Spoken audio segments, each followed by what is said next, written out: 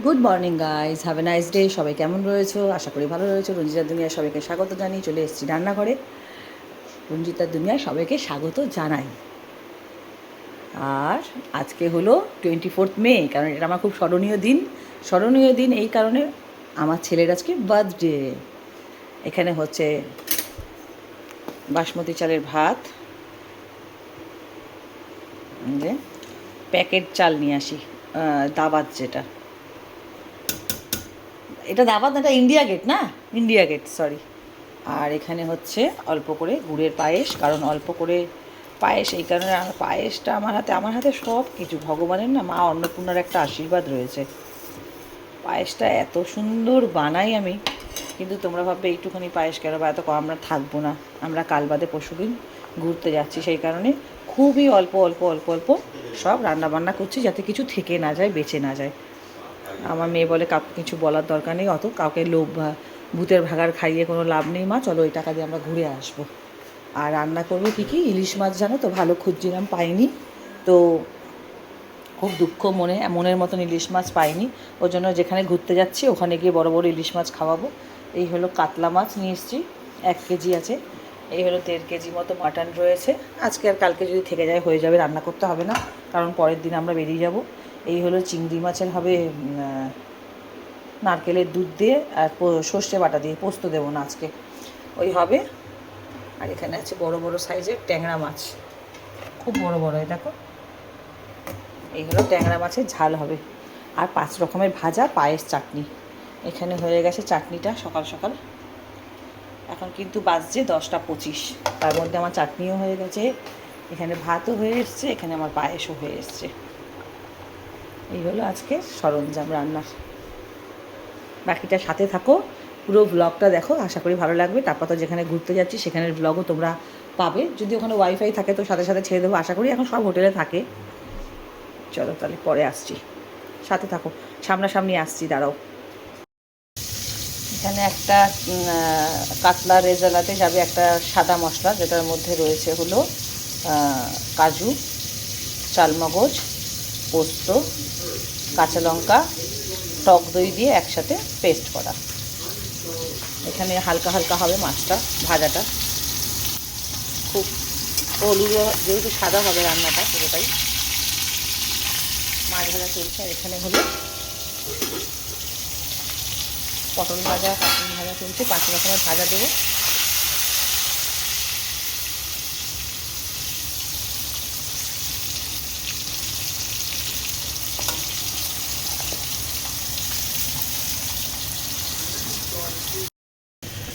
বসিয়ে দিয়েছি কাতলা মাছের রেজালা। এই যে জায়ফলের এক টুকরো পড়ে রয়েছে, এই জায়ফলটা ফোড়নে দিলাম হলো রেজালাতে। এই যে ফোড়নে দিয়েছি, দেখতে পাচ্ছ রেজালাতে বেশি করে শুকনো লঙ্কা লাগে দেখতে ভালো লাগার জন্য, বা ফোড়নের গন্ধটাও ভালো লাগে। চিংড়ি জ্বলছে তো একটু কষ্ট করে শুনে নিও, চিংড়িতে ঘ্যাঁ করে একটা আওয়াজ হয়। তো এখানে আছে জয়িত্রী, জায়ফলের একটু ডাস্ট করে, মানে একটু গুঁড়ো করে দিয়েছি, অর্ধেক ভেঙে, মানে অর্ধেকেরও কম, এইটুকু, এইটুকু। তো প্রথমে দিয়েছি গোটা গরম মশলা, তেজপাতা, বেশি করে শুকনো লঙ্কা, গোটা জিরে আর জায়ফল, জয়িত্রী দিয়ে এবার পেঁয়াজ দিয়ে ভাজা হচ্ছে। এরপর দেবো কাঁচা লঙ্কা বাটা, আদা রসুন বাটা এর সাথে, আর এখানে এই রেজালা সাদা মশলা। তারপরে পড়বে নামানোর আগে কেওড়া জল আর গোলাপ জল। কেউ বেরস্তা দিতে পারো ওপর দিয়ে, কোরমাতে ন্যাচারাল বেরস্তা দেয়, তো কেউ বেরস্তা দিতে পারো, কেউ বেরস্তা নাও দিতে পারো, এটা অপশনাল। আবার ঘিও দিতে পারো, আবার ঘি নাও দিতে পারো। হচ্ছে পেঁয়াজ ভাজার সাথে আদা রসুন ভাজা, মাছের রেজালা আস্তে আস্তে তেল ছাড়ছে। রেগুলারের যে মশলা হয়, কাশ্মীরি লঙ্কার গুঁড়ো, হলুদ যাবে না এতে, কাশ্মীরি লঙ্কার গুঁড়ো, জিরে গুঁড়ো, ধনের গুঁড়ো, নুন, অবশ্যই রেজালাতে মিষ্টি লাগবে, একটু চিনি, আর টক দই দিয়ে যে মশলাটা করে রেখেছিলাম, পোস্ত, কাজু, চালমগজ দিয়ে, সেটা দিয়ে ভালো করে ভাজছি। ভেজে ভেজে তেল ছাড়বে সুন্দর, এই যে তেল ছাড়বে। আর এই হলো, এটা একটা ঘি শেষ হলো, ফেললাম আজকে এক্ষুনি এখানে একটা, এটা একটা 500 ঘি, গোবর্ধন ঘি, 500 তোলা রাখা ছিল, সবে সিল খুললাম। এখানে গোলাপ জল আর কেওড়া জল, কেওড়া ওয়াটার, গোলাপ ওয়াটার বার করে নিয়েছি। এখানে ট্যাংরা মাছ ভাজা চলছে, 5 রকমের ভাজা হয়ে গেছে। এগুলো আমার কাতলার রেজালা ফুটছে। আর তোমাদের বলতে ভুলে গেছিলাম, এতে একটু নারকেলের দুধও দিয়েছি, একদম ভুলে গেছি।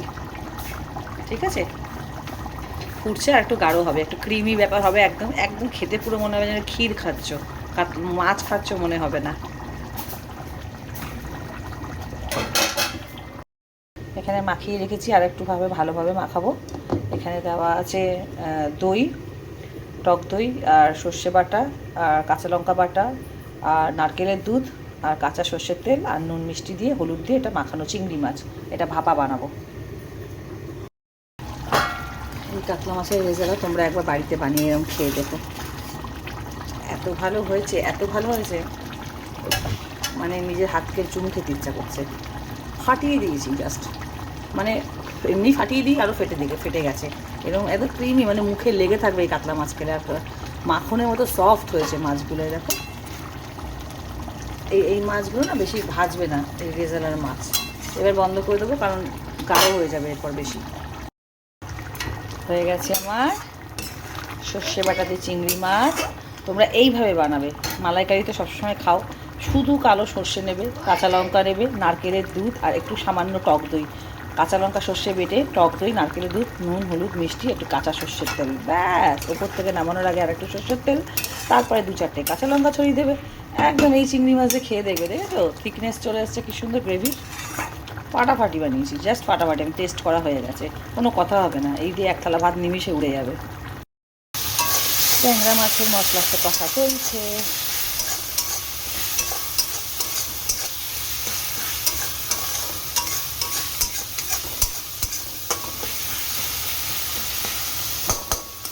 ট্যাংরা মাছের কালিয়া হবে, কালিয়া তেরা কে হোগা রে কালিয়া। আর এখানে হচ্ছে মাটন মাখা। ওর হাতটা বড় বড় আমার বড়ের, ওই জন্য এগুলি তুমি মাখিয়ে দাও। ইয়ে, আমার রান্নাবান্না শেষ, জানো কটা বাজে এখন? 11টা 40। রান্নাবান্না শেষ, 5 রকমের ভাজা, ট্যাংরা মাছের ঝাল। না, রান্নাবান্না শেষ মানে শুধু মাটনটা বাকি। মাটনটা হতে তো ধরো 12:30টার মধ্যে হয়ে যাবে আমার রান্না। পায়েস, চাটনি, 5 রকমের ভাজা, ডাল, চিংড়ি মাছের মালাইকারি, কাতলা মাছের রেজালা, মানে চিংড়ি মাছ, সর্ষে চিংড়ি, কাতলা মাছের রেজালা আর এই ট্যাংরা মাছ। ট্যাংরা মাছ দেবে, মশলা কষা হয়ে গেলে, ফুটলেই হয়ে যাবে। ভাবো তাহলে আমি কত ফাস্ট করি। কালকে যদিও বা আমি কাটাকাটি কিন্তু করে রেখেছিলাম। ট্যাংরা মাছের ঝাল ফুটে গেছে।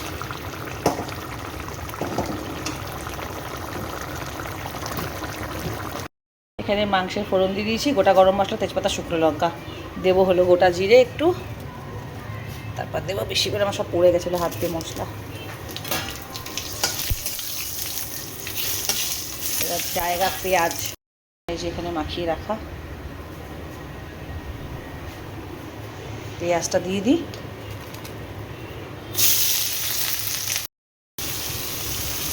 এখানে হচ্ছে গোটা গরম মশলা সব কিছু দিয়ে ফোড়ন তোমরা দেখলে, তারপরে দিচ্ছি পেঁয়াজ ভাজা হচ্ছে।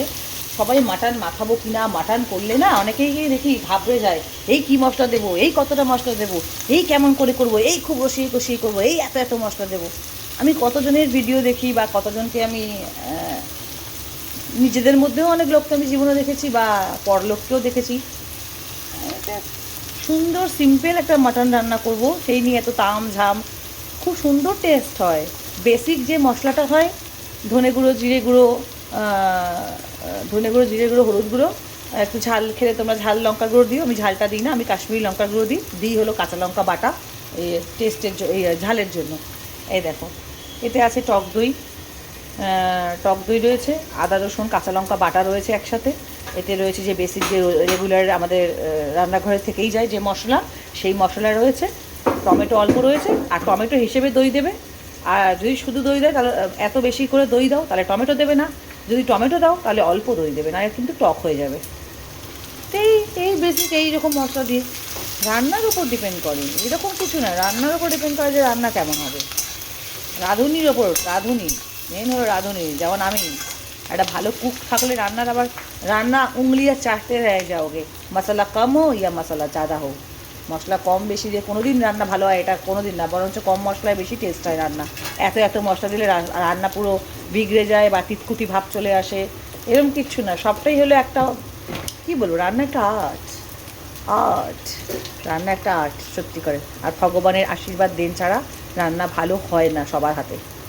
আমার হাতে কী জানি ভগবান, জানি না কেন, যাই রান্না করি যেন মনে হয় ঠাকুরের প্রসাদ রান্না করেছি, অমৃত। আর যারা আমাকে চেনে জানে, আমার ভিডিও দেখছে, তারা জানে আমি কতটা সত্য কথা বলছি। মাংস কষে নেব। এই পড়ে যেও না, পড়ে যেও না নন্দগোপাল, আমার পরিষ্কার জায়গা। Don't mind friends, don't mind. আমার খুব চকচকে রান্নাঘর।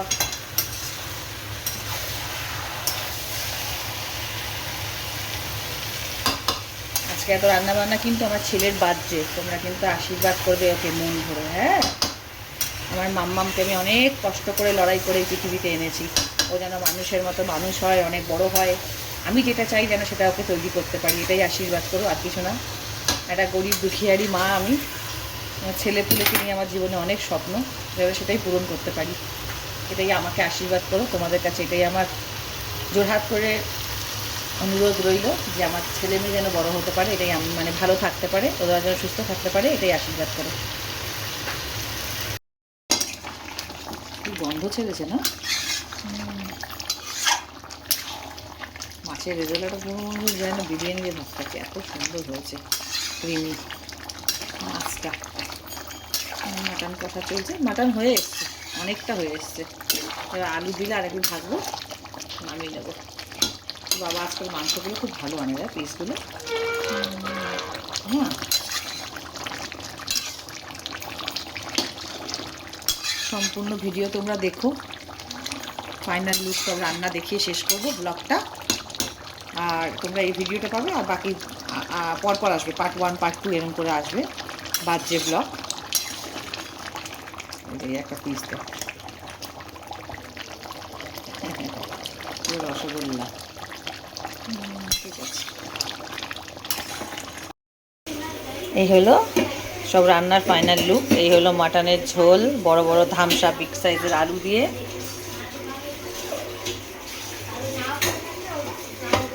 আর এতে আছে পায়েস, জমে গেছে। আমরা থাকবো না বলে, খুবই থাকবো না, ছেলেদের পায়েসটা ইম্পর্টেন্ট করাটা, সেই জন্য পায়েস করেছি, দুর্দান্ত হয়েছে খেতে। এটাই কি আছে, এটা কাতলা মাছের রেজালা। এতে কি আছে, চাটনি আম খেজুর দিয়ে। আর এতে আছে 5 রকমের ভাজা, ওর একার মতো করেছি। আর তলায় আছে চিংড়ি মাছ, ওই যে আপা, যখন বাড়বো খাবার তখন তোমরা একটু ভালো করে দেখে নেবে। এটা স্যালাড রয়েছে,